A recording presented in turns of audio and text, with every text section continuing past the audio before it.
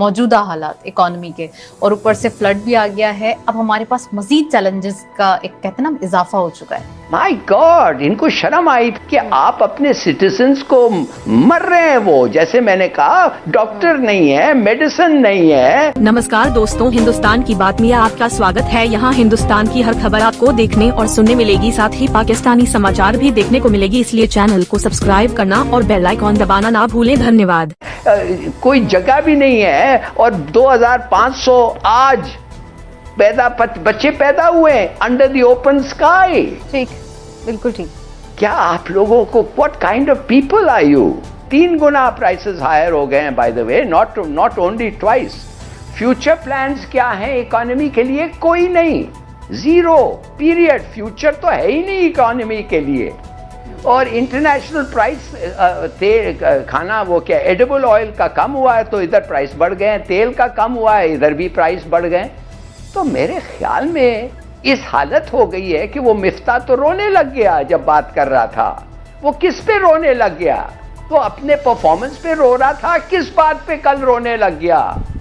वो लोग कह रहे थे इस बात पे कि वो हमारे फ्लड इफेक्टीज के पास खाना वाना नहीं है, तो खाना अगर नहीं कैसे होगा?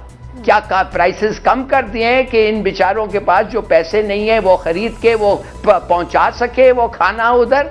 नो, आईएमएफ को देख रहे हैं। वो आईएमएफ कह रही है पैसे कम नहीं करोगे, तुम करोगे तो ये हो जाएगा, वो तो ये नहीं करता है। और ये हालत है हमारे मुल्क को। कौन डिफॉल्ट से डरता है? आप समझते हैं ऐसे मौके पे हमें डिफॉल्ट से डरना चाहिए? आप समझते हैं जान बचाने के लिए, हजारों के जान बचाने के लिए डिफॉल्ट? मैं तो कहता हूं स्पेशल टैक्स लगाओ। और मैंने कितने दफे इस टेलीविजन में कहा है, मैंने कहा जिसके पास 500 गज का घर है 5 लाख का टैक्स लगाओ उस पे। 1000 का है 10 का कोई परवाह नहीं करता है। खास तौर ये गवर्नमेंट और खास तौर ये लोग जो इस वक्त गवर्नमेंट में हैं, इन्होंने 30 साल का इनका रिकॉर्ड लोगों के सामने पेश कर दिया और हम जानते हैं ये क्या इंपॉर्टेंस देते हैं गवर्नमेंट को। और ये मिस्टर शहबाज शरीफ हर रोज, आपने देखा नहीं वो सेक्रेटरी जनरल के सामने वो कह रहा था मैं आपको एश्योरेंस देना चाहता हूं कि ये पैसे ठीक से हम इस्तेमाल करेंगे, ये पैसे करप्शन पे नहीं जाएगा, ये पैसे वाकई लोगों को पहुंचेंगे। भाई तुम्हें किसने कहा कि नहीं पहुंचेंगे? क्या वो गोरेस ने कहा रोक के, तुम्हारे को देख के कहा कि भाई make sure that the money reaches the poor और करप्शन ना हो? तुम्हें क्या फिक्र है? क्या इसलिए कि तुम्हारा रेप्यूटेशन ऐसा है?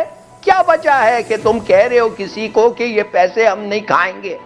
कौन पूछ रहा है कि तुम खाओगे ये पैसे?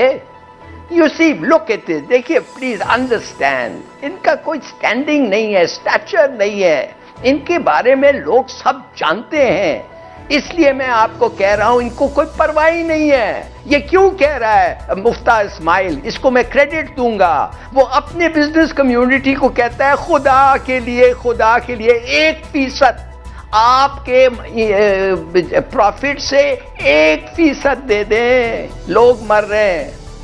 इस तरीके से उसको अपील करना चाहता है।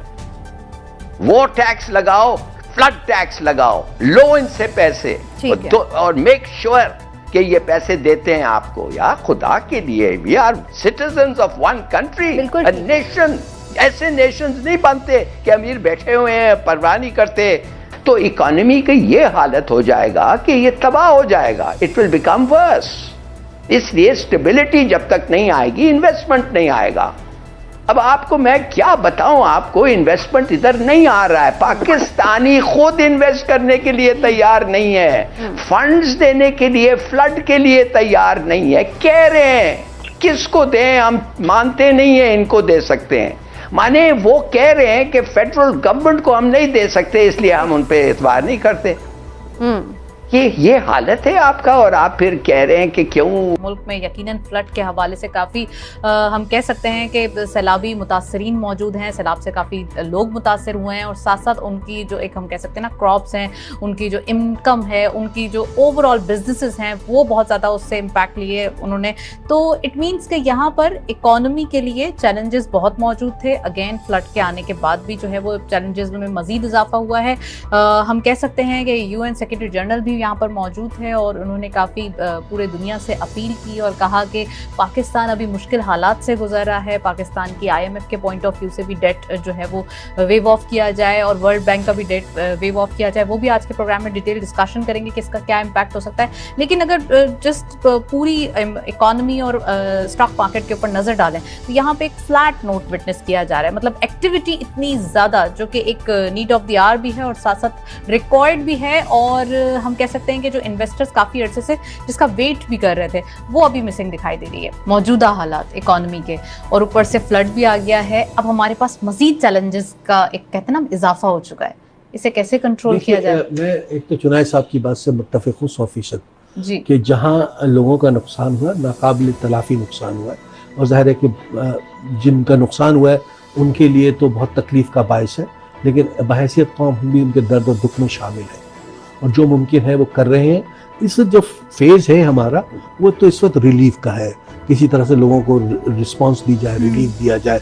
जो लोग पानी के बीच में खड़े हैं, ये बड़ा डिफरेंट फ्लड है। पाकिस्तान में ऐसे फ्लड बहुत कम आए हैं। 2011 में एक दफ़ा सिंध में बारिशों की वजह से आया था, ये 2010 के बाद की बात है। ये जो फ्लड है ये सिर्फ बारिश की वजह से हुआ है, दरिया की वजह से नहीं हुआ। दरिया में पानी आया है लेकिन सेफली गुजर गया है, लेकिन जो बारिश की वजह से पानी खड़ा हो गया उसके निकासी का कोई रास्ता नहीं है और इतना आसान भी नहीं है इसको पानी को ड्रेन ऑफ करना। जब तक पानी ड्रेन ऑफ नहीं होगा रिहेबिलिटेशन नहीं हो सकती।